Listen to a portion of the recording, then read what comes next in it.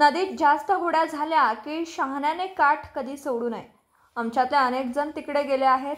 त्यांना विशालने सांगितलं असेल तिकडे जावा, त्यामुळे विशाल पाटील कधी काय करेल याचा नेम नाही, असा टोमणा माजी मंत्री जयंत पाटील यांनी खासदार विशाल पाटलांना लगावला।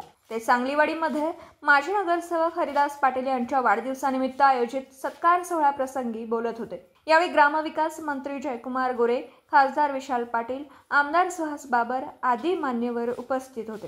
राहता राहिला प्रश्न आमच्या सुहास बाबर साहेबांचा अनेक होड्या असल्यामुळे त्यांच्यासमोर चिंता आहे।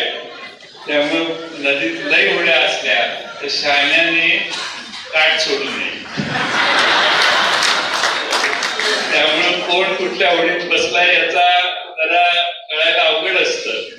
त्यामुळं आता ही आमच्याकडची लई